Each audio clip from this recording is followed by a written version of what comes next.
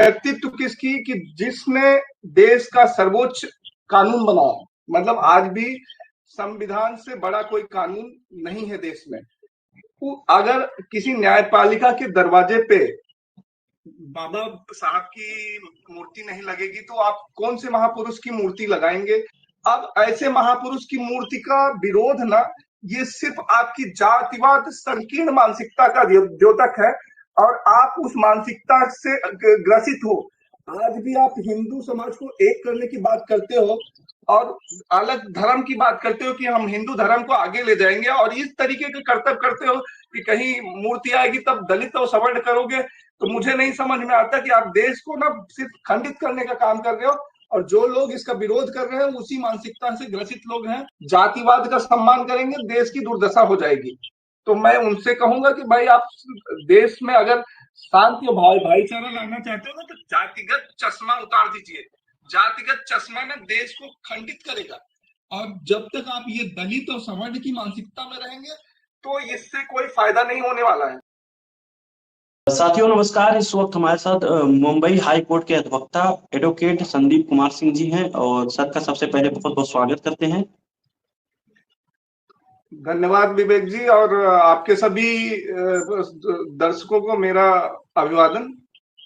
जी sir, बात करेंगे मध्य प्रदेश के ग्वालियर हाई कोर्ट में बाबा साहब अम्बेडकर की प्रतिमा लगनी थी, बाकायदा परमिशन मिला हुआ था, लेकिन देखने को मिला कि जो जातीय मानसिकता से जो लोग आज भी नहीं उठ पा रहे हैं, वो लोग बाबा साहब अम्बेडकर की जो प्रतिमा लगनी थी उसको लेकर विरोध कर रहे हैं और ये भी कह रहे हैं कि हम अम्बेडकर की प्रतिमा नहीं लगने देंगे। तो वहां पर दो धड़ में बढ़ गए हैं वकील। एक जो लोग बाबा साहब अम्बेडकर की प्रतिमा नहीं लगने देना चाहते, एक लोग हैं जो बाबा साहब अम्बेडकर की प्रतिमा लगाने के लिए आंदोलन कर रहे हैं। क्या कहेंगे सर, आज भी जो लोग संविधान निर्माता की जिस तरह खिलाफत करते हैं और उनकी मूर्तियों को तोड़ने का काम करते हैं और मूर्तियां लगने तक का विरोध कर रहे हैं, क्या कहेंगे आप सर?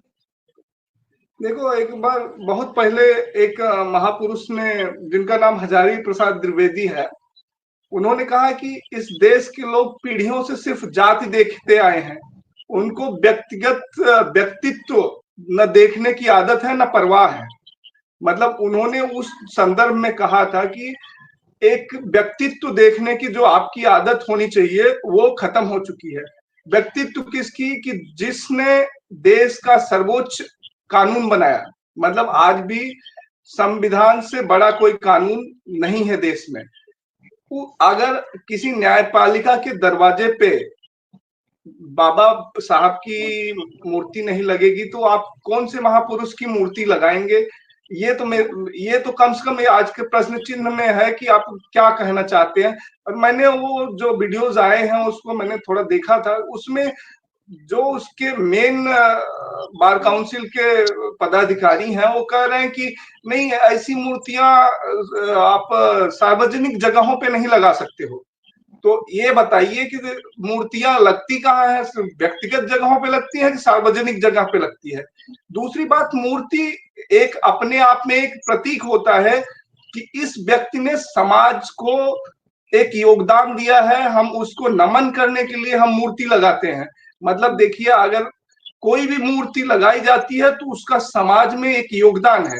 और आप देखिए, देश में प्रथम कानून मंत्री या देश में जितने भी कानून हैं उनका एक ड्राफ्ट देने का, चाहे कानून, अब अगर आप ध्यान से देखेंगे तो 1949 में देश का संविधान लागू हुआ, बना 2 साल में। उसके बाद 1956 तक जो है देश में बड़े बड़े कानून आ गए, और देन एक ही है, एक ही रचयिता था उस समय जो कानून की इतनी अच्छी पढ़ाई करके देश में ऐसे कानून लाया कि जो आज 75 साल तक भी बदले नहीं जा सके हैं, और वो कानून चल रहे हैं और देश को सेवाएं दे रहे हैं। अब ऐसे महापुरुष की मूर्ति का विरोध ना, ये सिर्फ आपकी जातिवाद संकीर्ण मानसिकता का द्योतक है, और आप उस मानसिकता से ग्रसित हो। आज भी आप हिंदू समाज को एक करने की बात करते हो और अलग धर्म की बात करते हो कि हम हिंदू धर्म को आगे ले जाएंगे, और इस तरीके के कर्तव्य करते हो कि कहीं मूर्ति आएगी तब दलित और सवर्ण करोगे। तो मुझे नहीं समझ में आता कि आप देश को ना सिर्फ खंडित करने का काम कर रहे हो, और जो लोग इसका विरोध कर रहे हैं उसी मानसिकता से ग्रसित लोग हैं और ये उसी तरफ लेके जा रहे हैं। जी, आप सर राजपूत समाज से आते हैं और हमेशा सामाजिक न्याय की बात करते हैं, और जिस तरह अपने संविधान की पढ़ाई किया है, फिर भी आप जैसे लोग आज अम्बेडकरवाद की बात करते हैं, बाबा साहब के उस बताए हुए रास्ते पे चलने का भी काम करते हैं, लेकिन ये कहाँ से उत्पन्न होता है कि सर आज भी बाबा साहब अम्बेडकर में वो जाति जाति देखकर उनके साथ व्यवहार होता है? क्यों नहीं उनके नॉलेज पर, उनको जितनी डिग्रियाँ उनके पास थी, उस पे बात करने के लिए क्यों कोई आगे नहीं आता सर? अगर यही कहा जाए तो देखिए, अगर एक विशेष कम्युनिटी से होते तो उनको आज भगवान बना के उनका पूजा जाता सर, क्या कहेंगे आप? नहीं देखिए, अगर जिसने अंबेडकर जी को पढ़ा है या जिन्होंने, जैसे अंबेडकरवाद की बात कर रहे हैं, तो अंबेडकरवाद क्या कहता है कि आप किसी चीज में प्रश्न पे प्रश्न कीजिए, मतलब आप किसी तिलिस्म और पाखंड को मत मानिए। और जो लोग विरोध कर रहे हैं वो पाखंड को बढ़ावा देते हैं कि भाई यहाँ जाएंगे तो ये हो जाएगा, वहां जाएंगे। आज जो विज्ञान के क्षेत्र में जो पिछड़ा समाज आगे जा रहा है, वैज्ञानिक बन रहे हैं बच्चे, उनकी एक मानसिकता है कि हम नहीं मानते, हम वो मानते हैं जो विज्ञान कहता है। यही यही मानसिकता है अम्बेडकरवाद की कि आप विज्ञान को मानिए, जो अपने आंखों से देखिए उसी को मानिए। पाखंड, अंधविश्वास, जातिवाद से आपको दूर रहना है। अगर कोई दलित समाज का बच्चा अगर इस मानसिकता को समझ लेता है तो वो इस पाखंड और जो एक आपको कि नहीं वो पंडित जी हैं, वो ठाकुर साहब हैं, उनके पैर छूने चाहिए, उनके नहीं छू, उन चीजों से बच के जो अच्छा कर रहा है, जो समाज में सबकी न्याय की लड़ाई लड़ रहा है, या कोई भी अगर कोई आपके न्याय की बात कर रहा है तो उसके लिए अगर खड़ा है तो उसके पैर छूिए। अगर उसको खिलाफत कर रहा है तो उसको दुत्कारिए। अगर वो चीज है तो आप सही जा रहे हो, नहीं तो आप ना ये जो जातिवाद की व्यवस्था में साथ में सहयोग कर रहे हो, तो वो उस चीज को ना अंबेडकर साहब ने एक आघात किया समाज में। उस समय आघात किया कि नहीं, आप जातिगत व्यवस्था से देश को आगे नहीं ले जा सकते हो, उसको हटाया गया। लेकिन आर्टिकल सिर्फ संविधान में आए, अस्तित्व में सरकारों ने ना लाया है और ना होने पा रहा है। अब सोचिए, बाकायदा परमिशन होने के बावजूद, परमिशन किसकी है? चीफ जस्टिस की है, और उसके बाद भी रोकने वालों को लाठी डंडे क्यों नहीं पड़े? भाई आप किस चीज का वेट कर रहे हो? परमिशन है और मूर्ति किसकी लग रही है?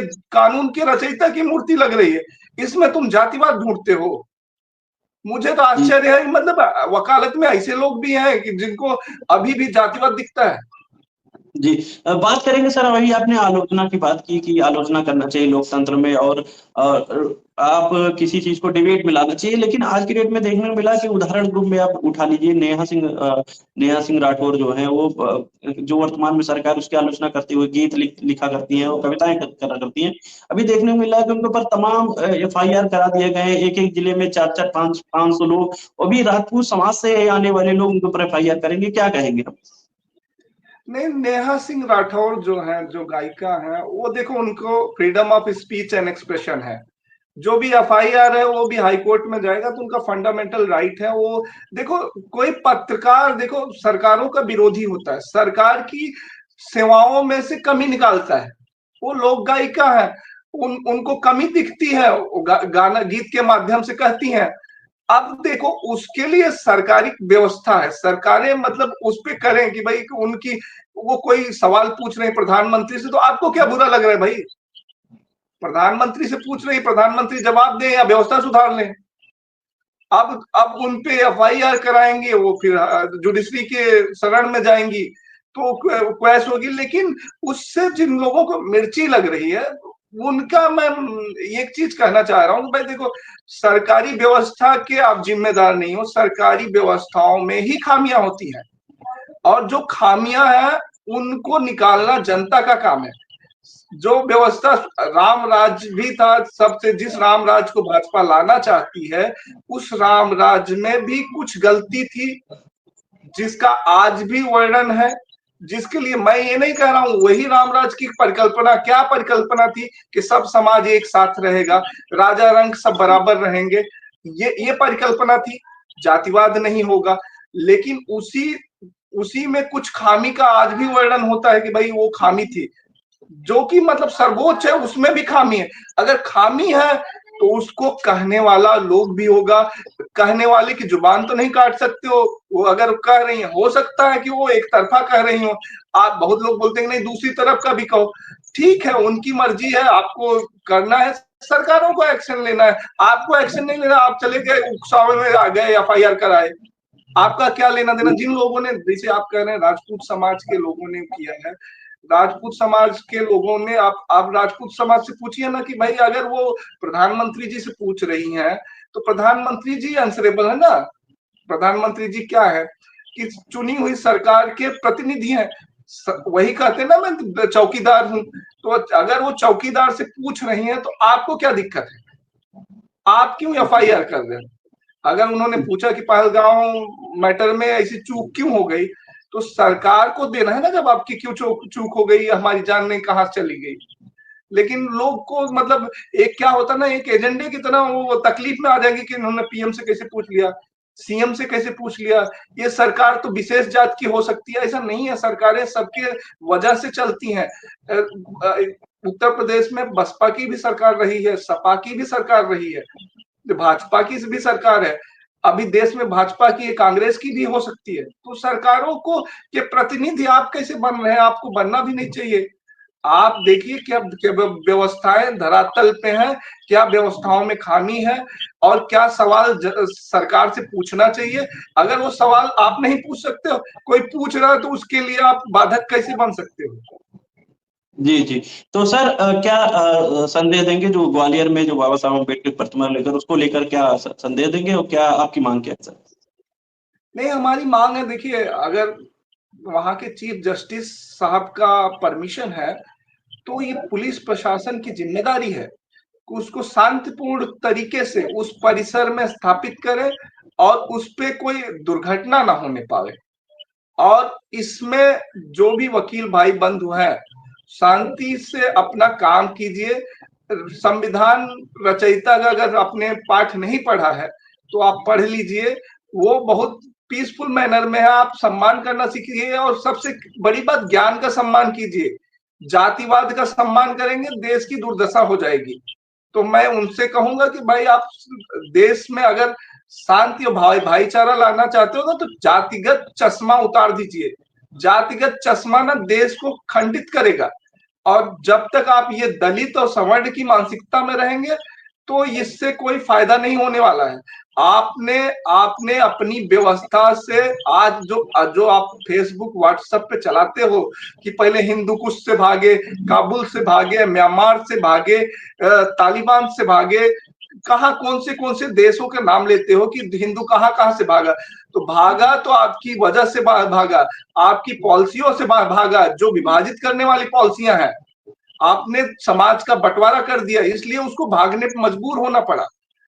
और ये जितना जल्दी बंद कर देंगे, आप सामाजिक व्यवस्था में जातिवाद जितना जल्दी बंद कर देंगे, हिंदू समाज भी एक हो जाएगा, देश भी एक हो जाएगा, और देश में राष्ट्रवाद भी आ जाएगा।